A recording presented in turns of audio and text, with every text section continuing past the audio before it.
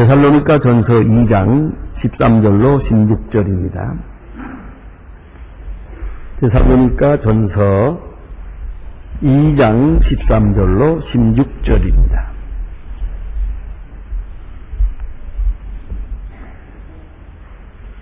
신약성경 330면에 있습니다.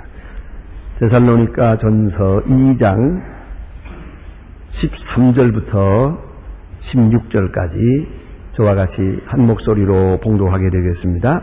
이러므로 우리가 하나님께 쉬지 않고 감사함은 우리가 우리에게 들은 바 하나님의 말씀을 받을 때에 우리 하나님의 말씀을 받지 아니하고 하나님의 말씀으로 받으니 진실로 그러하다. 이 말씀이 또한 너희 믿는 자 속에 역사하느니라. 형제들아, 너희가 그리스도 예수 안에서 유대에 있는 하나님의 교회를 본받은 자 되었으니 그와 그 고난을 받음과 같이 너희도 동일한 것을 받느니라. 유대인은 주 예수가 선지자를 죽이고 우리를 쫓아내고 하나님을 기쁘시게 아니하고 모든 사람을 대적하여 되어 우리가 이방인에게 말하여 구원을 얻게 하면 저희가 금하여 자기의 죄를 항상 채우며 노하심을 끝까지 저희에게 임하였느니라. 아멘. 오늘 본문 말씀에 쉬지 않고 감사한다 하는 이 사도 바울의 한번 교역자를 대표해서 사도 바울의 감사가 여기에 있습니다. 이런 재미있는 얘기가 있습니다. 1998년 1월호에 나타났던 리더스 다이제스트에 실렸던 그 이야기입니다. 이발소에 어느 목사님이 이발을 하러 오셨습니다. 이발사는 그가 목사님인 걸 알고 있습니다. 아주 정성껏 이발을 해드렸습니다. 이발이 끝난 다음에 목사님은 감사합니다. 특별히 감사하다고 인사를 드리고 이제 얼마지요? 하고 이발료를 드리려고 했더니 이 이발사 하는 말이 저는 하나님께 봉사했다고 생각하겠습니다. 이발비는 제가 목사님에게는 절대로 받지를 않겠습니다. 아무리 드리겠다고 해도 극구 사양하기 때문에 그것도 하나님의 일 했다고 생각하겠다는데 이 하나님의 일 하는 걸 말릴 수가 없잖아요. 그래서 그렇습니까? 인사를 드리고 나왔고요. 그 다음날 아침에 보니까 감사 편지와 함께 꽃다발 하나가 이발소에 이렇게 전달이 됐습니다. 목사님은 그 감사한 마음을 이렇게라도 표현했던 겁니다. 며칠 후에 순경이 또 이발하러 왔습니다. 역시 이발을 한 다음에 얼마 드릴까요? 하고 순경이 물었더니 이발사는 또 말합니다. 지역사회를 봉사한 것으로 생각하겠습니다. 우리 지역을 위해서 수고하시는 순경님에게 이발을 해드렸는데 이발료는 제가 받지 않겠습니다. 감사합니다. 그리고 돌아갔는데 그 다음날 아침에 감사 편지와 함께 도나츠 몇 개가 이발소에 전달이 됐습니다. 며칠 후에 상은 의원이 또 이발을 하러 왔습니다. 이발을 다 끝낸 다음에 똑같이 얼마 드릴까요? 그러니까 아니옵시다. 저는 국가를 위해서 일하시는 분을 이렇게 이발해 드렸으니까 그래서 저도 국가를 위해서 봉사했다고 생각하겠습니다. 이발료는 안 받겠습니다. 고맙습니다. 그리고 돌아갔어요. 그 다음날 이발사는 문을 열면서 깜짝 놀랐습니다. 왜냐하면 여러 명의 상원이 줄지어 서 있기 때문에. 알아들었어요? 여러분, 감사라고 하는 것은 그 사람의 사람된 품격을 말해주는 겁니다. 어떤 일에 감사하고 얼마나 감사하고 얼마나 진실하게 감사하는가, 그것이 그 사람의 품격이에요. 여러분 가만히 생각해 보세요. 하루 종일 살면서 내가 얼마나 감사했나. 무슨 굉장한 걸 받아야 저런 게 아니에요. 조그마한 일에도 생각하면 다 고맙지 않아요? 작은 일에도 고맙습니다. 진심으로 감사합니다. 참으로 이거 감사합니다. 그런 마음이 바로 그 사람의 신앙이요, 그 사람의 인격이에요. 세상을 허무하다고 생각하는 것은 불교인이고요.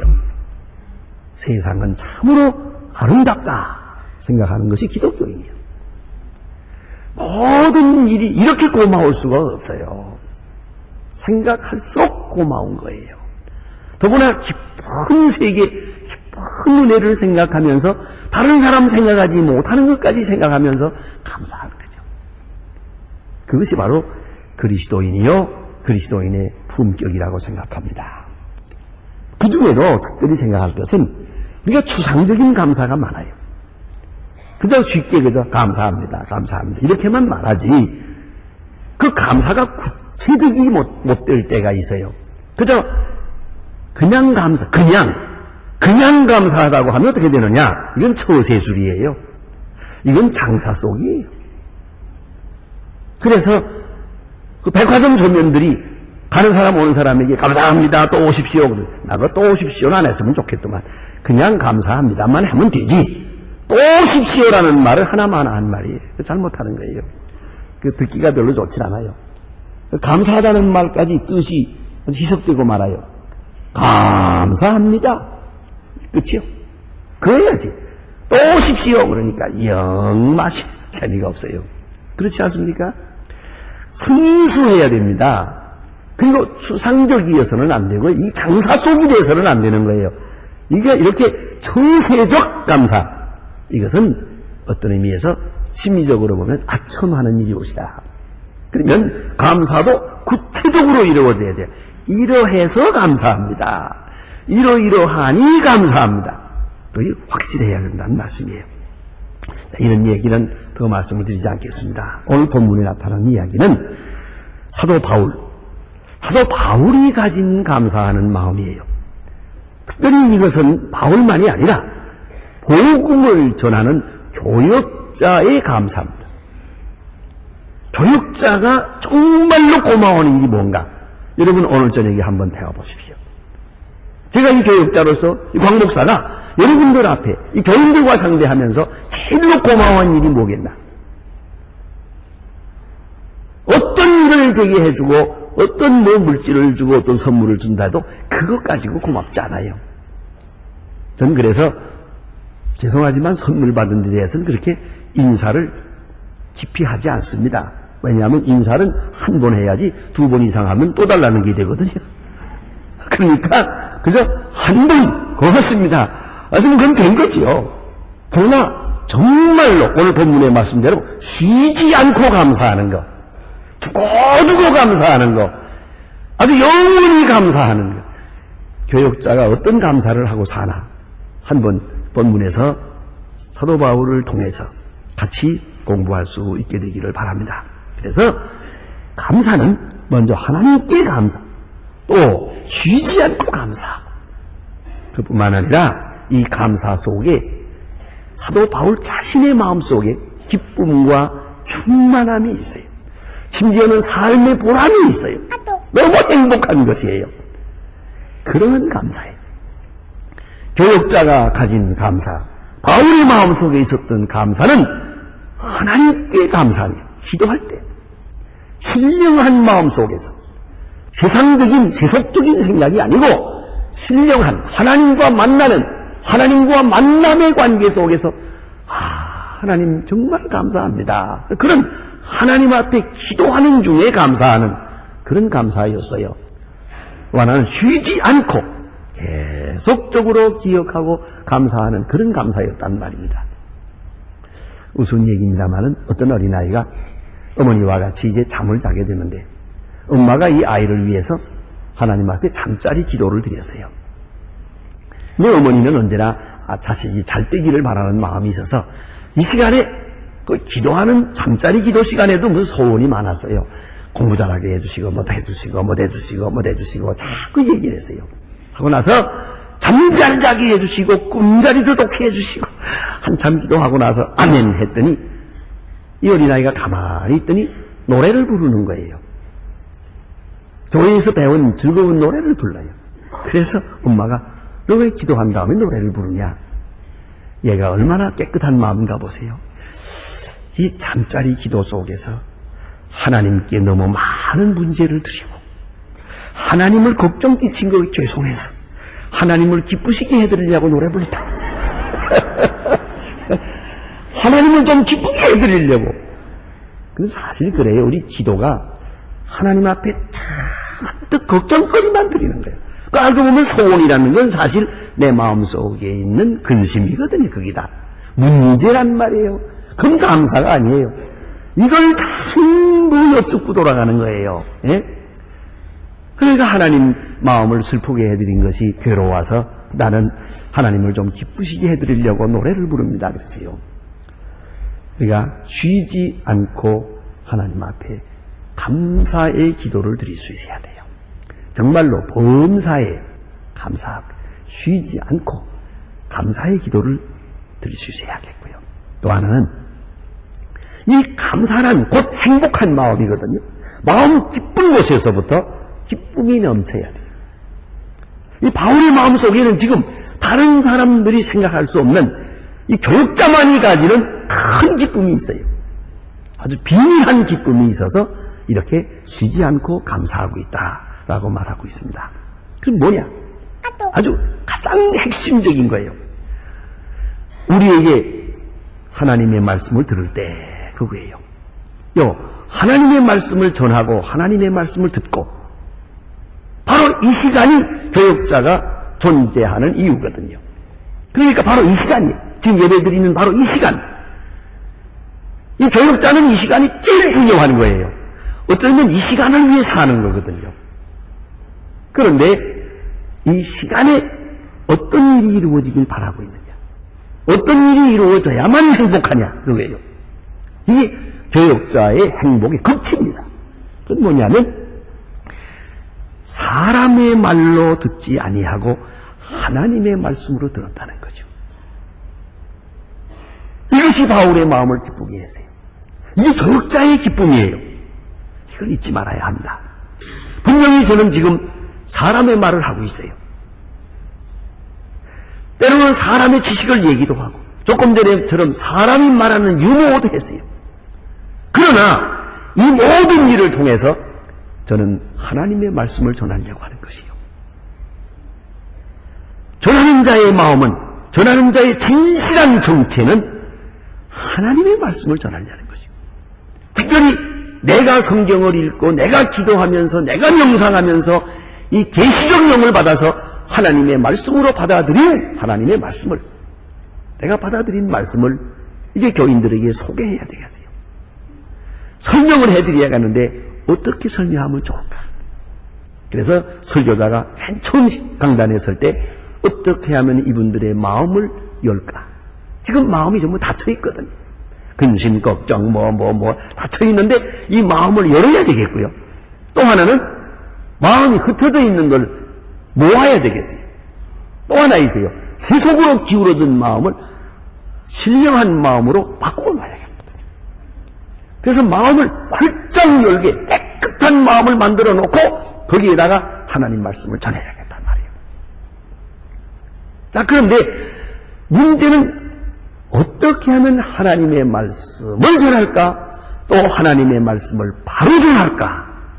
또 순수하게 전할 수 있을까? 하는 것이 이 고민이고요. 또 소원이고요. 또한 더욱 중요한 것은 듣는 자가 하나님의 말씀으로 들어야 되거든요. 이 사람의 이야기로 들어서는 안 되는 거예요. 내가 아주 참 마음 아픈 경험을 한번 했습니다. 어느 교회에 부흥회를 인도하러 갔어요. 제가 어느 교회라고 이름을 내지 않겠습니다. 서울 안에 있는 큰 교회 부흥회 인도하러 갔는데 그 교회 장로님 한 분이 어떤 날 점심 식사 후에 저를 만나겠다고 제가 유숙하고 있는 호텔로 왔어요. 그리고 라운지에 앉아서 말씀을 하시는데 이거 본교회의 목사님을 비판하는 거예요. 이번에 목사님 오셔서 은혜 많이 받았습니다. 그것까지는 좋은데 우리 목사님은 해놓고 목사님을 흉을 보는 거예요. 왜요? 우리 목사님이 공부를 안 해요. 그래서 자기가 책을 많이 사가드렸대요. 책을 사다 드리고 가만히 들어보니까 책을 안 보더래요. 자기가 사다 준 책을 안 보더래요. 그래서 제가 장로님에게 그렇게 말씀드렸어요. 장로님은 목사님께 대하여 지금 큰 신뢰를 했습니다. 설교는 목사가 책 본 이야기를 한다고 생각해서는 안 됩니다. 목사가 책을 보고 책 본 이야기를 하죠. 그러나 목사가 교역자에게 바라는 것은 하나님의 말씀을 듣기를 원해요. 목사의 설교를 통해서 들으면서 지식이 있느니 없느니, 책을 봤느니 안 봤느니, 이런 생각하고 있으면 참으로 장로님은 불쌍한 사람입니다. 왜요? 하나님 말씀을 못 듣잖아요. 설교를 강연으로 듣고 있는, 강연으로. 어느 대학의 강의를 듣듯이 교양 강좌 듣는 거로 생각하고 있단 말이에요. 여기에 머문다면은 그 사람은 학교 다니는 사람이지 교회 다니는 사람은 아니에요. 이걸 아셔야 됩니다. 하나님의 말씀으로 들어야 돼요. 오늘 사도 바울이 감사 감격하고 좋아하는 것이 이게요. 하나님의 말씀으로 너희가 들었다 그래요. 그런 거로 나는 기쁘다. 그런 거로 나는 감사하다. 전하는 자가 언제나 하나님의 말씀을 전하는 그 신앙, 그 경건으로 전합니다. 하나님의 말씀을 어떻게 쉽게, 바르게, 분명하게 전해드릴 수 있을까? 그것이 교역자의 마음속에 있는 아주 간절한 열망이거든요. 그런데 하나님의 말씀을 전하려고 애를 쓰는데 이거를 사람의 말로 듣는다면 어떻게 되겠어요? 또 받는 자는 하나님의 말씀으로 받아야죠. 그것이 중요한 것이에요. 하나님의 말씀으로만 받는 거예요. 그리하게 될 때 교역자는 이보다 더 행복할 수가 없어요. 왜냐하면 이것은 바로 성령의 역사이기 때문이에요. 극단적으로 말하면 애당초 여기서부터 시작이 되는 겁니다. 거슬려 올라가서 초대교회, 오순절 교회 때의 이야기를 합시다. 베드로는 분명히 베드로의 말을 했어요. 모름지기 아람 말을 했다고 생각하는데 히브리 말로, 자기 말로 설교를 했어요.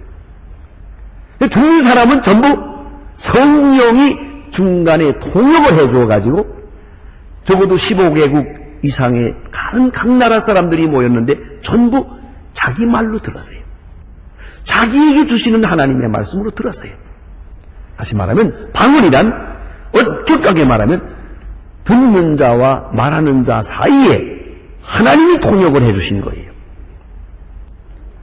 뜻을 알게 해주시고 마음을 열어주시고 자기의 고정관념을 버리게 해주시고 모든 세속적인 욕망을 다 물리쳐 주어서 하나님의 말씀이 순수하게 직통으로 전달되도록 하신 거예요. 이 성령의 역사예요. 그러면 성령의 역사가 뭐냐 하고 묻는다면 하나님의 말씀으로 하나님 말씀 되게 하는 거예요. 그게 성령의 역사예요. 그런데 하나님의 말씀은 일단 문화적 채널을 통해서 지금 사람을 통해 전해지고 있어요. 사람의 입을 통하여 사람의 언어로 전해지고 있어요. 그런데 이러한 방편을 통해서, 이런 은혜의 방편을 통해서 하나님의 말씀이 전해지고 이 성령의 역사 뿐만 아니라 듣는 사람의 마음속에 하나님의 말씀으로 받아들이게 돼요. 그러니까 하나님의 말씀으로 하나님 말씀 되게 하는 것이요. 다른 말로는 설교를 하나님 말씀 되게 하는 것이요. 사람의 말을 하나님 말씀 되게 하는 것이요. 그게 바로 성령의 역사예요. 자, 좀 더 깊은 신학적 의미를 말씀드리겠습니다. 우리가 흔히 인카네이션이라는 말을 합니다. 로고스 다스에게도 하나님의 말씀이 육신이 되었다. 말씀이 육신이 되었다. 그 말합니다. 하나님의 말씀이 육신이 되어서 이 땅에 오셨어요. 그가 바로 예수 그리스도예요. 분명히 사람의 모습으로 오셨고 사람의 말을 하시고 사람의 모양을 하셨어요. 때로는 그뿐이 아니에요. 종의 모양을 하셨어요. 아주 굳은 사람들을 돌보는 사람이요. 또는 죄인의 모습으로 십자가에 죽었어요. 예수님의 모습으로 생각해 보세요. 인간적으로 볼 때 무슨 볼만한 게 있어요? 그 나귀 타고 갈 때 좀 괜찮았나? 그 일생의 생이라는 게 그러나 사람들에게 나타난 3년 동안 병 고치는 사람이요, 핍박받는 사람이요, 빌라도의 법정에 서서 재판받으신 분이요, 십자가에 죽으신 분이에요. 이렇게 한 사람의 생애로 나타났어요. 그리고 그가 말씀하셨어요. 그러나 그도 역시 지금 제가 여러분에게 설교하는 것처럼 사람의 말로 했어요. 심지어 예수님은 많은 비유를 썼어요. 비유가 아니면 말씀하지 않는다고 했어요. 전부 이야기요. 씨 뿌리는 사람의 이야기, 탕자 이야기, 강도 이야기, 악한 농부 이야기. 그렇잖아요? 전부 이야기인데 예수님이 이렇게 하나의 이야기를 말씀하시는 그 예수였어요. 그럼 예수 믿는다는 게 뭐예요? 바로 그 예수라는 사람을 통해서 하나님의 말씀을 듣는 거예요. 하나님을 영접하는 거예요. 또 하나님의 영광을 보는 거예요. 사도 바울은 말해요. 내가 보니 아버지의 독생자의 영광이요 은혜와 진리가 충만하더라. 이 사도 요한이에요. 그런 예수님과 같이 다니면서 가까이 지내면서 예수님하고 3년 동안 살았어요. 그리고 그는 결론을 지었어요. 저분은 하나님이시다. 내가 보니 독생자의 영광이더라. 은혜와 진리가 충만하더라. 그랬어요. 이게 바로 예수 믿는다는 거예요. 인간 예수를 통해서 하나님을 보는 거예요. 인간 예수의 말씀을 들으면서 하나님의 음성을 듣는 거예요. 인간 예수를 영접하면서 하나님을 영접하는 거예요. 이것이 예수 믿는다는 뜻이에요.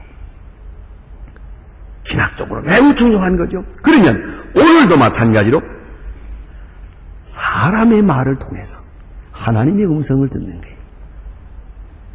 바로 이런 관계, 이런 은총적 관계를 사도 바울은 감사하고 있는 것입니다. 이런 재미있는 얘기가 있습니다. 그 옛날에 D.L. 무디라고 하는 유명한 목사님, 부흥사 목사님이 계셨는데 어느 날 돈 많은 부자가 돈을 더 많이 벌기 위해서 양조장을 만들었어요. 양조장. 술 만드는 공장을, 큰 공장을 지어놓고 그리고 준공식을 하는데 D.L. 무디 목사님을 초청했어요. 와서 설교해 주시고 축복 기도해 주세요. 이게 큰 걱정이었어요. 목사님이 갈라나 안 갈라나. 그런데 D.L. 무디가 이 양조장 준공식에 갔어요. 가서 성경을 읽고 설교하고 기도하시는데 뭐라고 했는 거 아니? 이 양조장 당장 망하게 해주세요. 돈 버는 거 잊어버리고 하나님의 영광을 드러내는 이 장소가 되고 이 집이 되게 해주세요 하고 기도했어요. 아멘 했어요.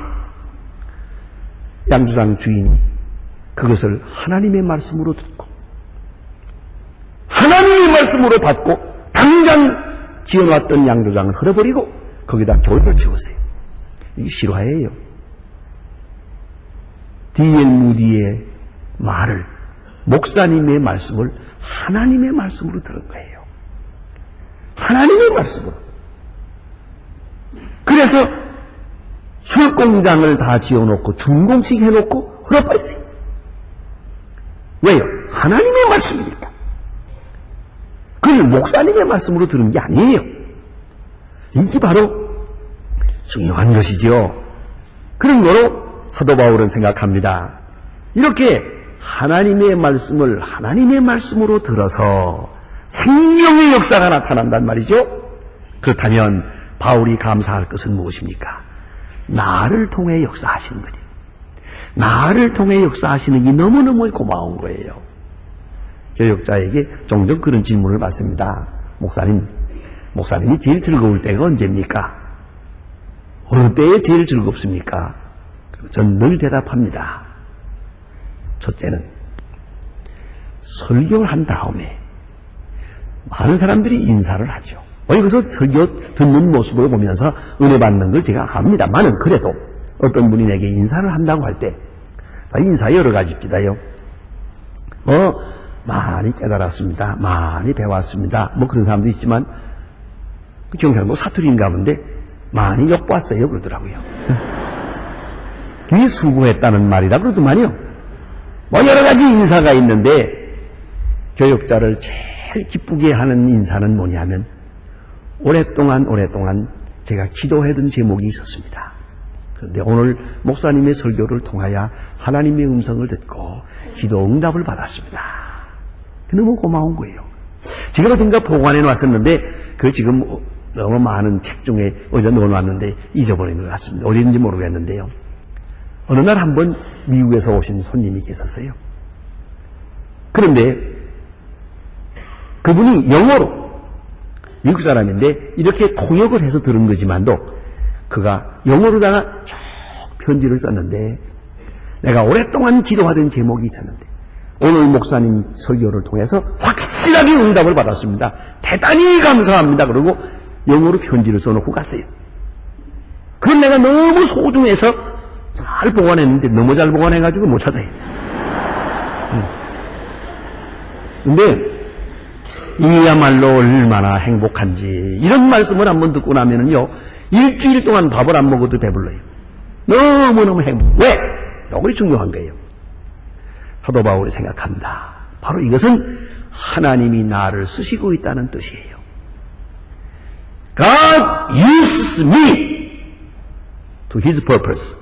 이걸 아셔야 돼요. 하나님의 일을 위하여 나를 쓰시고 있다. 나는 하나님의 역사에 쓰여지고 있다. 하나님의 말씀 역사에 내가 사용되고 있다는 것이에요. 그런 거로 교역자는 행복한 것이에요. 하나님이 나를 통해 역사하신다. 이보다 더 즐거움이 어디 있어요? 하나님이 나를 통하여 그 놀라운 구원의 역사를 오늘 이루어가고 계시다.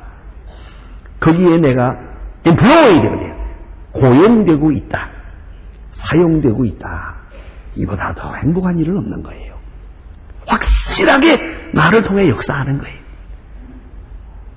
그것이 가장 큰 즐거움이에요. 이것은 캐리그마적 행복이라는 거예요.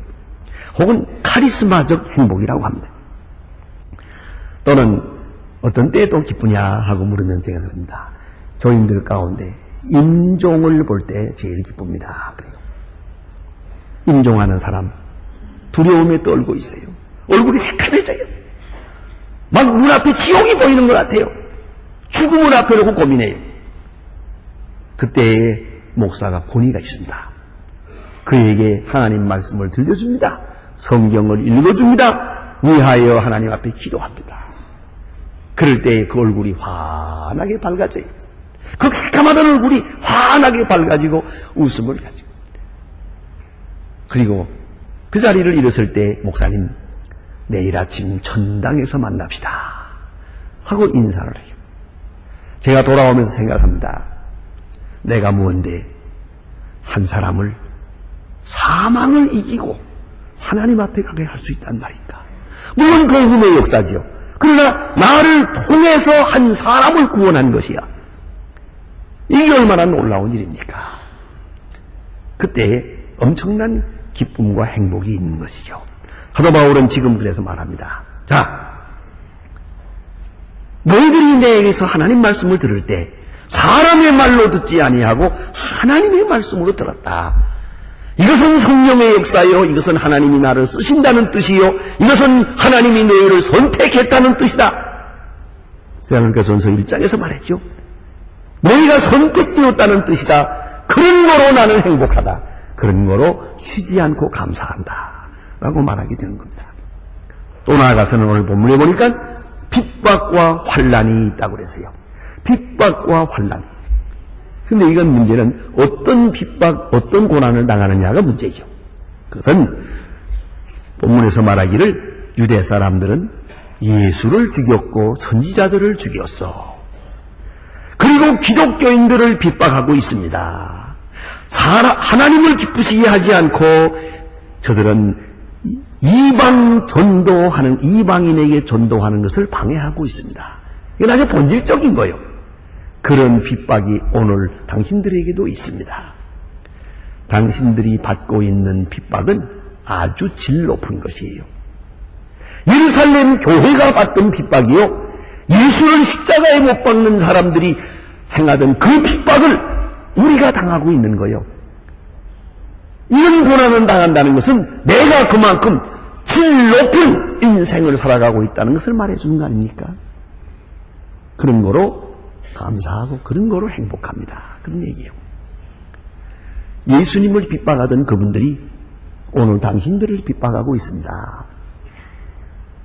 선지자를 죽인 사람들이 오늘 우리를 괴롭히고 있습니다.